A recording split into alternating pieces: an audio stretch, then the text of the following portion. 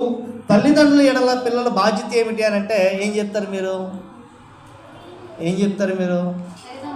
తల్లిదండ్రుల ఎడల పిల్లల బాధ్యత అంటే ఏమిటంటే, నాన్న అనేవాడు క్యాంప్ నుండి వచ్చేటప్పుడు కడుక్కోవడం నీళ్ళు ఇవ్వమ్మా, తుడుచుకోవడం టవల్ ఇవ్వమ్మా, స్నానంకి వెళ్ళాడు బకెట్తో నీళ్ళు తీసుకెళ్ళమ్మా, లేదా భోజనం సమయంలో టైం ప్రకారంగా వెళ్ళి నాన్న నొట్టించమ్మా, నాన్న తింటున్నప్పుడు గ్లాస్తో నీళ్ళు పెట్టమ్మా. ఇదా తల్లిదండ్రుల పట్ల పిల్లలకున్న బాధ్యత?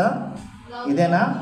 కొన్ని వాక్యాలని ఈరోజు నేను మీకు తెలియజేయాలని ఆశపడుచున్నాను. రండి కొన్ని మాటలు మనం చేద్దాం. అపోస్తలుడైన పౌలు గారు నూతన నిబంధనలో ఎఫెసీయులకు రాసిన పత్రికలో మనకి కొన్ని మాటలు రాయించాడు. ఎఫెసీయులకు రాసిన పత్రిక 6వ అధ్యాయము 1వ వచనం 2వ వచనం మనం చదువుకుంటూ ముందుకు కొనసాగుదాం.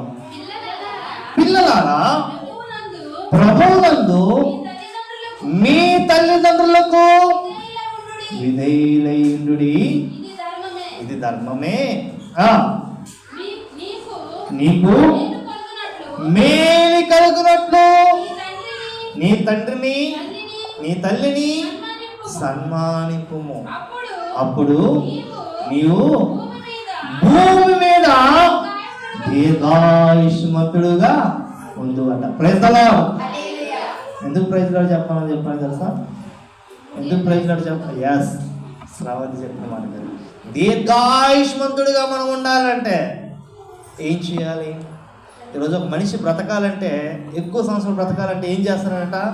Diet planning, exercise, food quantity, ఫుడ్లో తినే దాంట్లో క్యాలరీస్ ఎన్ని ఉండాలి, రోజుకి ఎంత క్యాలరీస్ తింటే మనం ఆరోగ్యవంతంగా ఉంటామని చాలా రకాలుగా ప్రయత్నాలు, డాక్టర్ కన్సల్టింగ్, చాలా రకాల ప్రయత్నాలు చేస్తున్నాం. దేవుడు ఏమంటున్నాడంటే, నువ్వు ఏ డాక్టర్ దగ్గరికి వెళ్ళాల్సిన నెసెసిటీ లేదు, నువ్వు ఫుడ్ డైట్ పాటించాల్సిన అవసరం లేదు, నువ్వు ఎటువంటి ఫుడ్ తినాలి, ఎటువంటి ఫుడ్ తినకూడదు అనే ఆలోచన చేయవలసిన అవసరం. ఏం చేయాలి అని అంటే, మీ తల్లిదండ్రులకు ఏం చేయాలంటే చెప్పండి.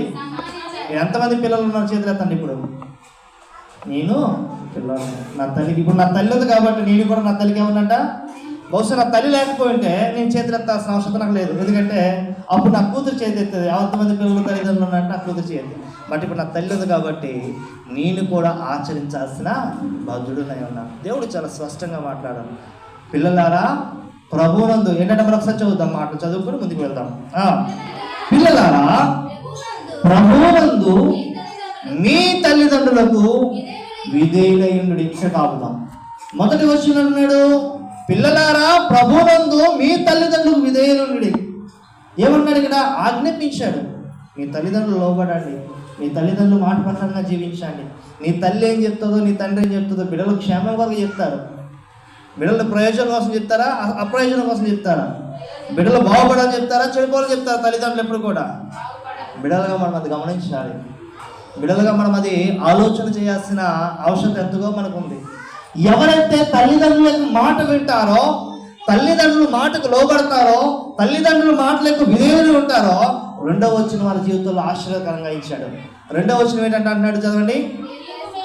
మీకు నువ్వు నీ తల్లికి నీ తండ్రికి లోబడితే ఏం కలుగుతుందంట? మేరీ రాజు, ఏం కలుగుతుంది? ఎస్, తల్లిదండ్రుల మాట విన్నవాడు ఎన్నడూ కీడు పొందడు. తల్లిదండ్రుల మాట ప్రకారంగా నడుచుకున్నవాడు ఎన్నడూ నాశనం అవడు. నిజంగా చెప్తున్నా. ఆ తల్లి అనేవాడు, తండ్రి అనేవాడు చదువుకున్నవాడు అవచ్చు, చదువుకున్నవాడు కాడికపోవచ్చు. కానీ నీ తల్లి నీ తండ్రి చెప్పే మాట ఏమవుతుందంట? మొదటిగా ఏంటంట? నీకు మేలు కలుగును. చదవమ్మా. అప్పుడు నీవు భూమి మీద దీర్ఘాయుష్మంతుడుగా ఉండువట. అయితే ఇప్పుడు నెంబర్ 1 రాసుకోవాల్సినట్టు రాసుకోండి. తల్లిదండ్రులు ఎడల మీకున్న బాధ్యత ఏమిటంటే, మొదటిగా మీ తల్లిదండ్రులకు విధేయులై ఉండవలెను. ఏంటంట?